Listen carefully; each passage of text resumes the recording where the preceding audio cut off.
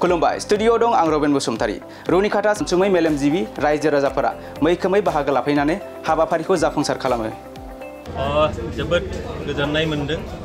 आरो जोबोद बाख्नायथाव बाथ्रा भारतनि जोंहा प्रधानमन्त्री नरेन्द्र मोदी बिथाङा सरकाराव फैनाय लोगो लोगो प्रधानमन्त्री जानाय लोगो लोगो 2024 मायथाइयाव बिथाङा प्रधानमन्त्री जन औषधि योजना बे योजनाखौ स्टार्ट खालामदोंमोन। दिनै फैयै फैयै जोंहा चिरां जिल्लानिनो सान्थिपुर समबाय समिति अर्थात रुनिकाटा सान्थिपुर समबाय समिति बे मावख'आव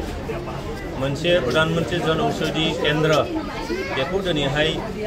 आनुष्ठानिक भाबै बेखेवनाय जाबाय,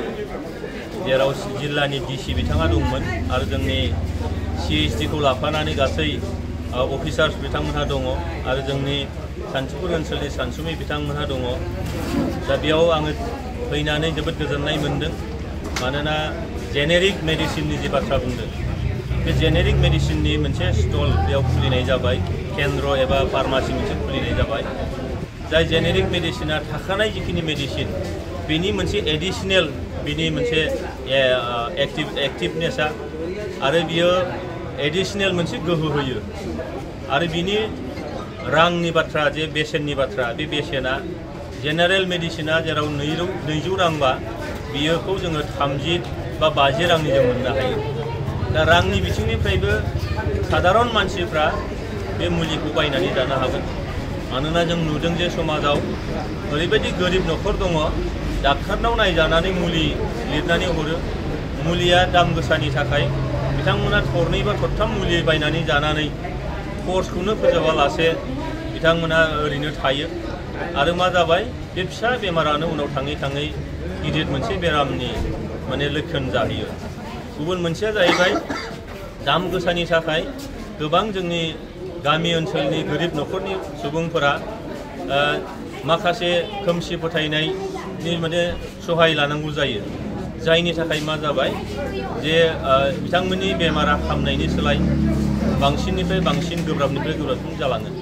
दा बेखायनो दिनैहाय बे जेनेरिक मेडिसिननि मोनसे प्रधानमन्त्री जन औषधि केन्द्र जेराव बेयाव जों मोननो हाबाय। नैबे ओनसोलनि साफ्रोमबो रायजो राजा, जोंनि समाजनि साफ्रोमबो सुबुंफोर,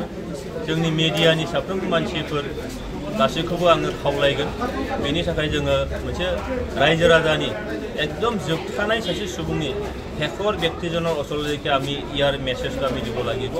কম দামত আমি পাব পাৰোঁ আৰু ভাল এটা ঔষধ তাই ইয়াৰ মানে ৰিয়েকশ্যনৰ তেনেকৈ আমি দেখা নাই,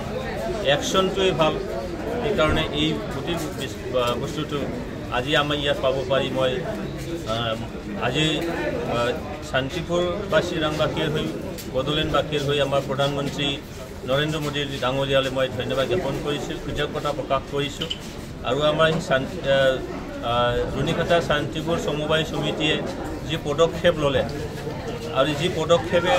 आमार ई अंचलर साधारण खातिखोवा मानुहर कारणे एटा सुविधा करि दिले, बेमारीসকলক सुविधा करि दिले। तार बारे समबाय समितिर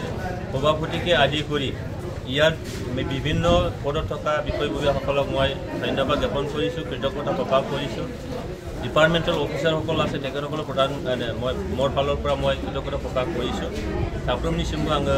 गोसो गोरबोनि साबायखर जासिदों, आंनि गोजोननायखौ फोरमायदों आरो बियो जोंनो इयुनाव मोजां मोनसे थासारि लाबोगोन।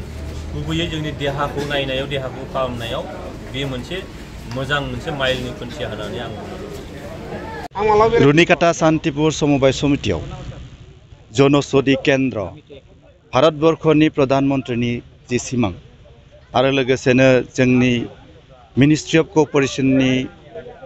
मिनिस्टार मानगोनां अमित शाहनि जितु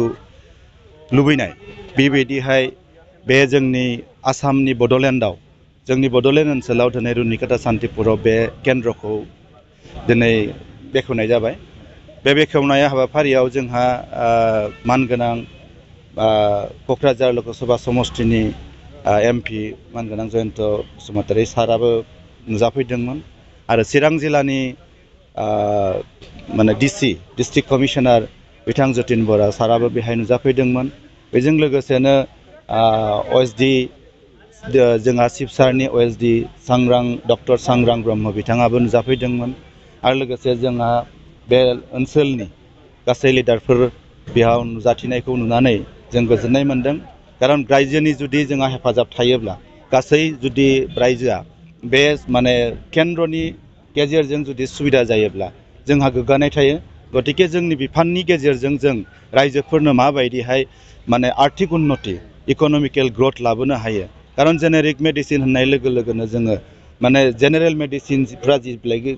जायबायदि बेसेन जायो बिनिख्रुइ खम बेसेनावनो जोङो बे जेनेरिक मेडिसिनखौ मोननो हायो गतिके रायजो राजाफ्रा बे मेडिसिनखौ जानानै मोजांथ' जागोनानो लोगोसेनो आर्थिक भाबैबो माने रांखान्थि भाबैबो बिसोरो एसे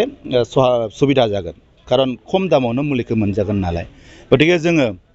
बेबायदिनो जोङो समबाय आन्दलनखौ लांनांगोन बे ओनसोलनि रायजो राजा गासै बड'लेण्डनि रायजो राजाफोरखौ गोख्रों खालामनो थाखाय आरो बे समबायानो मोनसे मोजां राहा लामा गतिके जों गासैबो जयै जुदि बे समबाय आन्दलनाव थियारि जायोब्ला बा समबाय आन्दलनखौ जुदि जों लिड खालामलाङोब्ला निस्सय जों मोनसे समाव बड'लेण्डआव जोंनि इक'नमिखौ जों बहुत गोजौसिम लाना थांनो हागोन बे जोंनि माने साननाय आरो लोगोसे जोंहा बड'लेण्डनि जाय माने मावफुं सोद्रोमा गाहाय मावफुं सोद्रोमा बिथाङाबो बे जोंनि बिफानखौ देरहासार खालामनो थाखाय बे बिफानखौ मोजाङै सालायलांनो थाखाय बिथोन होबाय थायो बिदिनो बिथाङा दा बे बिफाननि गेजेरजों फैगौ 10 बोसोराव माबायदिहाय जोङो थारमाने बे बिफानखौ सालायलांनो हागोन जों माबायदि रायजोफोरनो बे बिफाननि गेजेरजों रायजोफोरखौ सहाय खालामनो हागोन बिनि थाखाय बिथाङा जोंखौ भिजन डकुमेन्ट्स मोनसे बानायनो होदों बे भिजन डकुमेन्ट्सआव जोंहा मोननैसो खोथा साननाय दं जोङो बे भिजन डकुमेन्ट्सआव रायजोफोरखौ जोंहा दा गतै एन्टायार BTCआव 15,000निबो बांसिन समबाय समितिफोर एक्टिभ जानानै दं जेरावनोखि जोंहा 4 लाखनिख्रुइबो बांसिन मेम्बारफ्रा बेयाव जड़ित जानानै दं गतिके जों 10 बोसोरनि गेजेराव जों सानदों 10 लाखनिफ्राय 15 लाखसिम जों मानसिफोरखौ बारायनो हायो नामा बेखौबो जों साननाय लाखिदों बिनि गेजेरजों जों मा खालामनो सानदों जे जोंनि जिखिनि माने बेंकफोर दं बे बेंकफोरनि गेजेरजों जोङो फाइनान्सियेल लिंकेज क्रेडिट लिंकेज खालामनायनि मोनसे थिरां खालामदों बेयाव जोंहा KCC लन लानो हायो जेरावनोखि खम सुदआव जों लानो हायो जोङो मुद्रा लन लानो हायो मुद्रा लन मोनसे जुदि लायोबा सासे दखानि फिसा दखानिया मुद्रा लन मोनसे लायोबा 50,000 रां जुदि मुद्रा लन लायोबा 3 बोसोरनि गेजेराव मात्र 50,000 दाजाब 7,000 57,000ल' रिटार्न खालामनांगौ उइथिन 3 इयार्स गतिके बे सुबिदाफोरखौ जों बेंकनिफ्राय लानो थाखाय जोंनि बिफाननि जिखिनि जोंहा समबाय समितिफोर दं बिथांमोननि जिखिनि बर्ड अफ डाइरेक्टर्स दं बे बिथांमोननि बर्ड अफ डाइरेक्टर्सआ मोनसे लिस्ट लाहोनानै बिथांमोनखौ बेखौ इनिशिएटिभखौ लाहोनानै जोङो बेंक लिंकेजखौ खालामनो थाखाय जोङो बेबस्था खालामगासिनो दं बिदिनो